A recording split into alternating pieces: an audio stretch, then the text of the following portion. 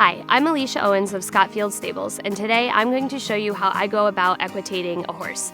I use the same process for equitating a saddle seat horse as I do a hunt seat horse, but today I'm going to be showing you how I equitate saddle seat horses specifically with 3 different horses.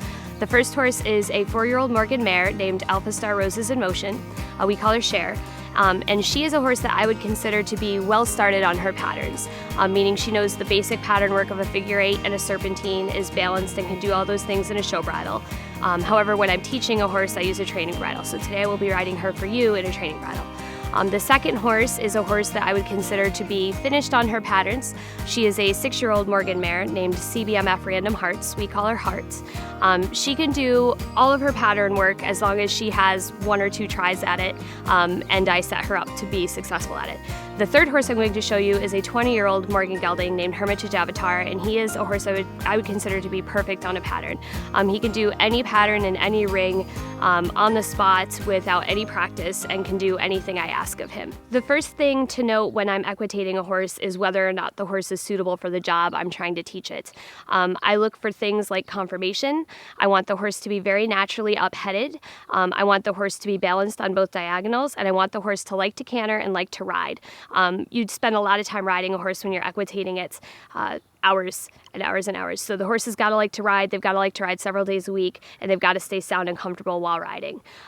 Before I equitate a horse, I want the horse to be completely finished in its show bridle and preferably have shown walk, trot, and canter. It can be with me or with a kid, I don't really care, but I want to see that the horse is as good in the show ring as it is at home. It's very important that an equitation horse be brave. They've got to go down or out by themselves in different rings, sometimes blind on a pattern if the pattern isn't posted. So the horse has got to be willing to leave the other horses, and it's got to like its job enough that it can stop and go. They've got to be patient.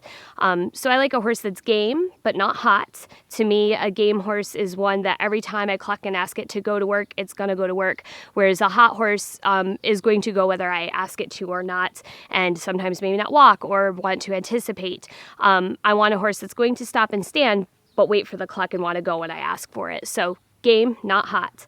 I want a horse that wants to work. A good sign for me is if I work a horse in the morning and in the afternoon it's asking to come out again.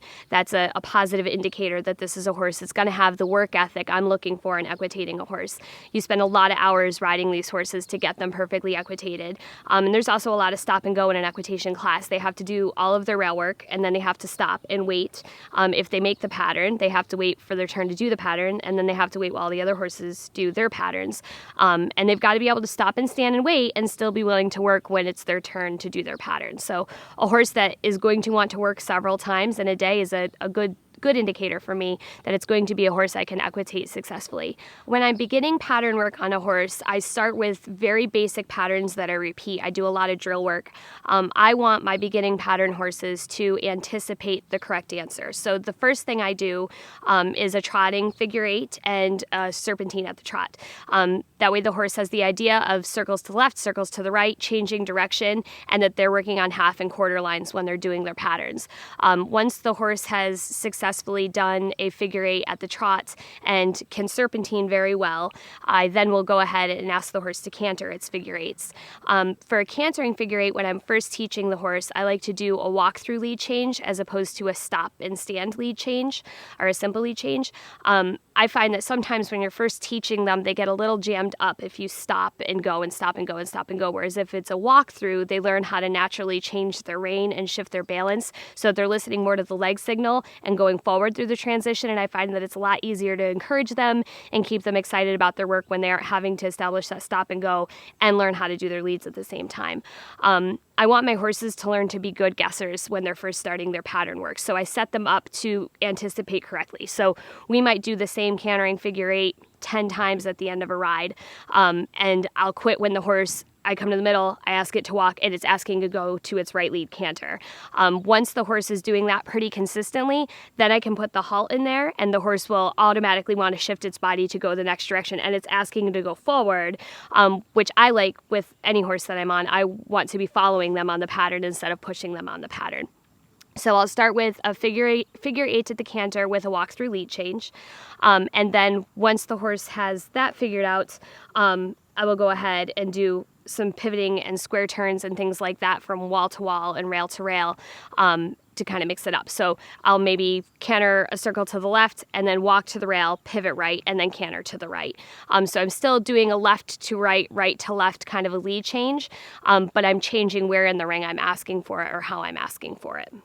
When my horse is solid on their starting pattern work, meaning that they can do a nice walk-through lead change, they're starting to understand their pivots, I will then go to more advanced pattern work, which to me is incorporating straight lines into your pattern work, halting more, pivoting more, and I like to add my second pivot. So when I first start, I only do a pivot where I'm turning on the forehand, and I use the wall to start that.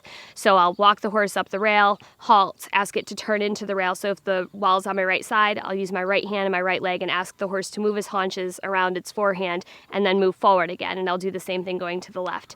Once they've got that very basic and simple pivot, then I'll add the turn on the haunches, which is, I think, much more difficult to teach our horses to do. I'll still use a wall for it because I want to stop the horse from having the option of going backwards or the wrong way.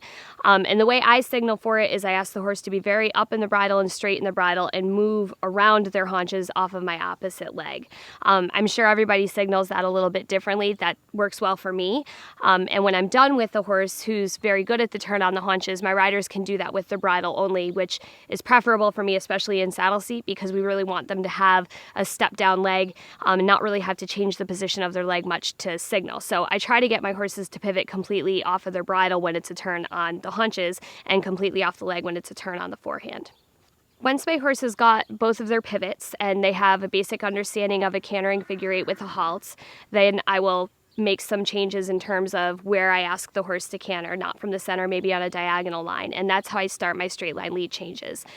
So I'll canter a horse to the left, halt in the turn, pivot across the ring with a turn on the haunches. Then I'll ask for the right lead canter straight across the diagonal. Then I'll pivot and come back. So it's almost a teardrop shape. And that incorporates then a pivot and a lead change. And to me, that's one of the harder things for a horse to figure out is when I'm asking it to canter on the left versus pivot to the right, because they're very similar signals. So for me, what I do when I'm first teaching the horse to canter is I'll say canter for my left lead and I'll kiss for my right lead. And then when I pivot, I don't say anything at all. So their indicator of whether I want them to go forward or I want them to stop is whether or not I'm giving them a verbal cue. Then once they have an idea that pivots are different than canter signals, then I'll try to drop my voice and see if I can get them to do that without any verbal assistance. Once they can do that, the straight line lead change becomes cleaner and stays straighter because you're not having to help them as much with a voice in a seat. You can just move where you're putting your leg on the horse to indicate a pivot versus a canter lead. So for a canter lead, I'll bring my leg further back, and for a pivot, I'll leave my leg right at the girth. And again, if I'm doing a turn on the haunches, I don't use my leg at all. That's a bridle signal, almost an indirect rein kind of a signal to pick the shoulder up and move it over and around the haunches. Once my horse has gotten through the beginner and the intermediate stages of its pattern work, I like to do a lot of very intricate, small, tedious kind of pattern work that's very repetitive in terms of I practice it 4 or 5 days a week, but I very rarely then will practice a standard pattern. I won't do a whole lot of figure eight work anymore. I won't do a lot of serpentine work anymore. I'll do a lot of straight line, pivot, halt, back up, canter 3 steps, halt, pivot right, canter 4 steps on the left lead, halt, trot a circle.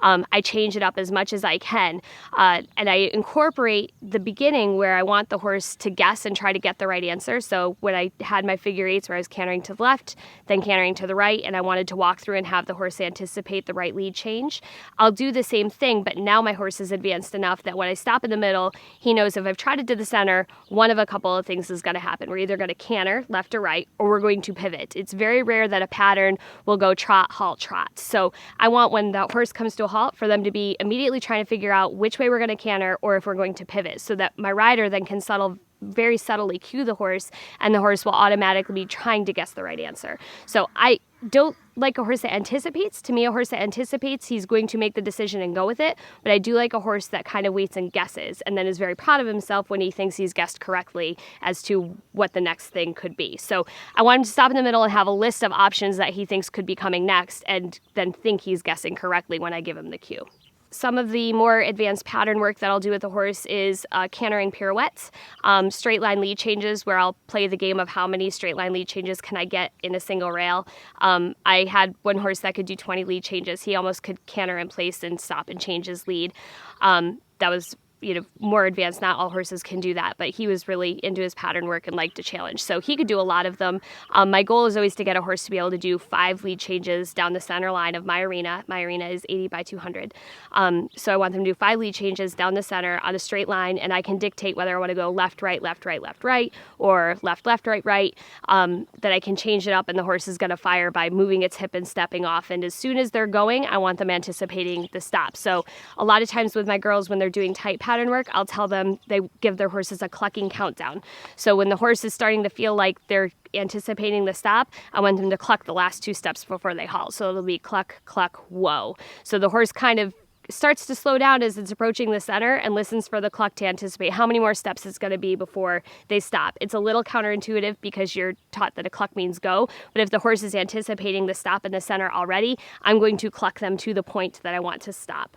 And that to me makes it a lot easier when the rider is trying to hit a marker very precisely if they not only have their whoa step, but they have 2 steps that prepare both the horse and the rider for the halt in the center. So I like a clucking countdown, and it can be quiet. The judge doesn't even have to hear it. It can be very, very quiet and subtle. In addition to the lead change test down the center, my favorite test for an advanced horse is a diamond pattern because it incorporates all of the elements that you can have in a pattern. So when I say a diamond pattern, I mean I'll start in the middle of a short rail and I'll halt and I'll do a turn on the haunches to face the middle of my first rail. And maybe I'll trot my left diagonal and then I'll halt and then I'll pivot first by moving the horse's hip over to the rail. So now we're parallel to the rail, and then a turn on the haunches to face my next midpoint, which is now the short rail opposite. And maybe I'll canter my right lead to there. Then maybe I'll halt and I'll canter a circle. So then on the last piece of the diamond, maybe I'll do a left lead canter or something like that. So you've got 4 straight lines, and you could throw whatever you want in the middle, whether it's a stop and a pivot and a circle or a reverse on the same diamond pattern. But the diamond pattern to me is the best way to school a horse because you can control every piece of the horse's body at any part of the pattern and dictate exactly where you want the horse to go. And I think straight line work is way harder to perfect than circle work or serpentine work. When I have finished equitating a horse, I want to be able to maintain the horse in a way that he stays sound and happy and likes his job. Hopefully, if I've selected a good equitation horse, the horse will enjoy doing pattern work. So 3 or 4 days a week, I'll ride and we'll do pattern work. And then 1 or 2 days a week, I'll either jog or turn out if they will. I try on the down days to make it very mindless work for the horse so that they're only really thinking hard about their job when we're practicing our patterns. I also have a great big field that I really like to take my equitation horses out to and practice with no fences at all. They're on a little bit of a hill. They have a much stronger sense of what size a circle is when they're in the arena than they do when they're out in a field. So if I've got a horse that's wanting to cheat a turn or drop a shoulder, I find it's a lot easier to fix that in the field when I don't have fences that they're getting pulled to or they don't have markers that they're naturally looking for. I find that I can fix a lot of things in the field that are not as easily fixed in the arena. So to maintain an equitation horse, I have a solid routine. We ride several days a week and we practice our patterns constantly, but very rarely practice the same pattern twice. When the student comes to ride the horse, I make sure that the student is getting the fun part of the ride. So for the rail work, we'll bait the horse a little and make sure the horse is having a good time, and then I'll give the rider one really difficult pattern and we'll work on that pattern until they get it perfect, and then we're done for the day. So that most of my horses associate their rider, the kid that rides them, with the fun ride for the week, and I'm the not so fun rides. So I do think my horses wear their ears better for my students than they do for me, and I attribute it a lot to that we try to program them that when the kid comes, that's a fun, easy day for them, and when I'm on them, that's the not so fun work. I also like to use blinders when I'm first equitating my horses because I think it dials them into my body language and my seat position and my weight and where my leg is, as opposed to what my hands are doing or maybe where I'm shifting my reins or the adjustments I'm making or where I'm looking. A lot of times if you look to the right, your horse knows you're going to go that direction and will drop its shoulder into its right lead canter departure. So when I'm first starting, I like to do the blinders so that the horse is learning to go by feel, not by look and seeing what I'm doing. I'd like to thank the AMHA for giving me this opportunity to put this video together for you. I hope it's helpful. I would note that everybody equitates a horse a little differently and that every horse takes to the job a little differently. But there are a lot of good trainers who would be happy to help you if you get into trouble or if you have any questions. Everyone does it differently, but we all get the same really good results. Thank you very much.